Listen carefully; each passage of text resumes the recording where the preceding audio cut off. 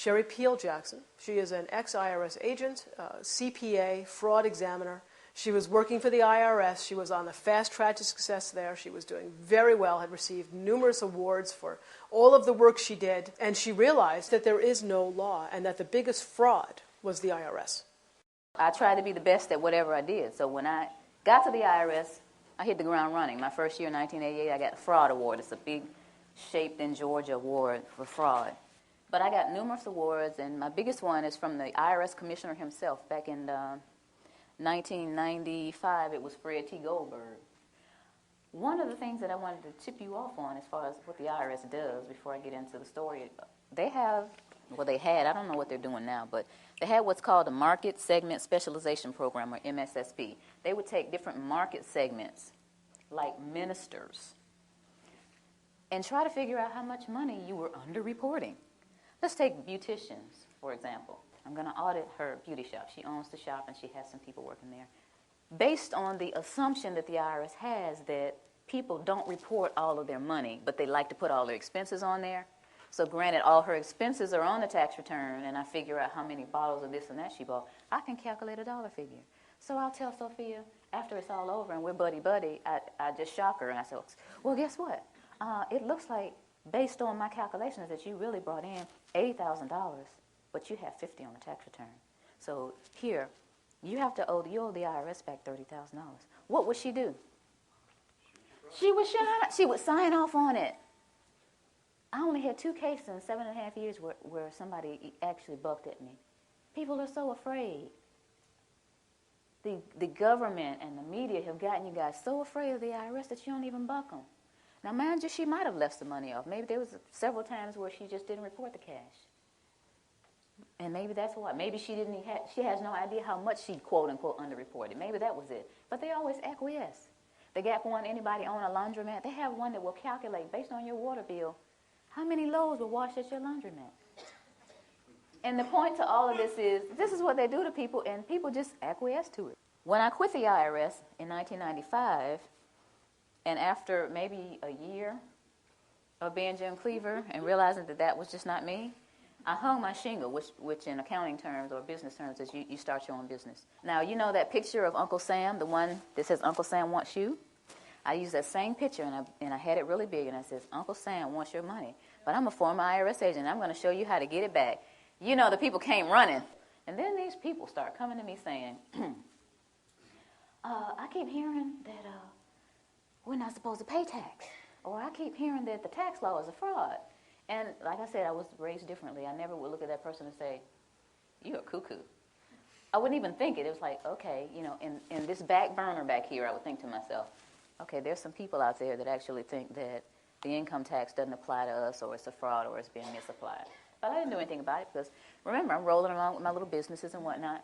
So one night maybe in early June, one of my pastor clients called. It was night. It was about 9 o'clock at night. And she said, you know what? I think it was maybe a Wednesday night, after her Wednesday night service. She said, I've got this parishioner that just keeps bugging me about this income tax. She's talking about that we're not liable for the income tax, and she wants to talk to you. Can I give this lady your telephone number? And I said, okay.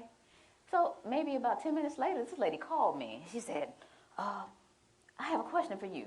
Are we supposed to pay income tax or not? And I said, okay. Do you want the cuffed answer or do you want the real answer? She said, I want the real answer. I said, well, I really don't know. You know, even though I'm a former IRS agent, I haven't done the research, but I hear that there's a credible body of evidence out there that says that we don't owe the income tax. I was okay. I mean, I took the information. I was sitting there listening like, okay. And, you know, I said, okay, this lady had a lot of information. I don't know where she got it from. So a few weeks later, she called me again, and she said, Miss Jackson, remember that information I told you on the phone? It's in the USA Today. Pull it up on the internet. Okay, so I got the USA Today. It was July 7th, 2000. And it says, Dear we the people, most citizens are not required to file an income tax return. The 16th Amendment to the Constitution is a fraud. And if you file, you waive your Fifth Amendment rights. I said, okay, that's some of the stuff she was saying. Now, this is a lot of reading. But I kept reading because I was very interested, you know, being a CPA and into fraud and all that. I wanted to see what was going on. So here in the third column, it says no one has been able to collect the $50,000 reward offered by Bill Conklin. to anyone that can identify the section of the Internal Revenue Code that makes a typical worker liable for the income tax. I'm serious about winning. It's $50,000. Okay, so it's at my desk. Basically, I just shoved everything off my desk and got the codes out, the regulations out, the tax guide. I got on the internet to look at the Cornell University site, all these different things, and I started researching. And 2 weeks later, I said to myself, oh my goodness, we have a problem here. It doesn't look like I'm going to win this money. And I was sitting there at my desk thinking, this thing is a fraud. 2 weeks it took me to sit there and realize that. I didn't just look at the positive, I looked at the negative, I looked at the IRS site. All these things are going on. This thing is a fraud.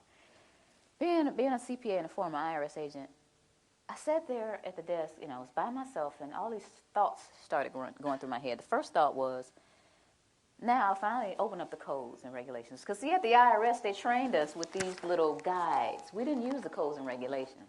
We would get one of these, and you would have to read it, understand it, and pass this little test. And all these little guides that I got, I read them, and I made A's on all my tests. And I thought, and I guess the rest of the agents in training thought, that the information that was in here was the same that was in those thick codes and regulations. But it's not necessarily the same. The things that are in these training manuals are not necessarily the same thing as in the codes and regulations. I learned that in my studying. In the time that I was doing the research, I also learned about the pocket commission. Now, I'm going to let this go around the room, but y'all got to give it back. This is the outside that I purchased of the pocket commission that I had. And before I left, I had the sense of mind to make a copy. This is the little badge I used to flip out at people and say, give me your books and records. Give me your bank statements. Give me all your credit cards, And, people, okay, here. Even the counties, I go to the county, do it. I go just about anywhere and flip this little thing out and get whatever I wanted. There's a lot of power nuts out there doing that, guys. Y'all know it. Half of you already know about it. There's an enforcement pocket commission, and there's a non-enforcement pocket commission. And I started looking back at this thing. It has SER, Southeast Region. First of all, I'll read it. It has my picture up here, and it says, Sherry Jackson, whose signature and picture appear above, is duly commissioned as Internal Revenue Agent and has authority to perform all duties conferred upon such officers under all laws and regulations administered by the Internal Revenue Service, including the authority to investigate and require and receive information as to all matters relating to such laws and regulations. And it has SER and some other numbers and an A. And based on this Internal Revenue Manual, A means administrative. So I'm an administrative clerk out there on the front lines. And I'm an administrative clerk with a non-enforcement pocket commission. Okay, so I'm starting to get angry here. Starting to think about all that. I had to take bribes and get little tape recorders taped to my body and the little microphones on me and go in and take bribes from people. But, thinking about stuff like that, what they got me out here, I'm thinking I really have authority. And this is administrative, non-enforcement pocket commission. That was one of the other things I thought about. And then I thought about, and I found out this is another issue, a levy versus a notice of levy. This is something that I didn't deal with a lot because I was an agent and I just assessed the tax. I wasn't a tax collector. I just assessed it. So this is a notice of levy. And someone said, hey, this is a notice of levy. This is what the banks get or your job or whatever. They said, look at the back of it. So I'm looking at the back of this notice of levy, and it says, Section 6331, levy and distraint. And then it says B and C. And I'm thinking, it starts off with B? What happened to A? So I looked up A. And here's A. And it says, levy may be made upon the accrued salary or wages of any officer, employee, or elected official of the United States, the District of Columbia, or any agency or instrumentality of the United States or the District of Columbia by serving a notice of levy. I'm thinking, but that's not most people.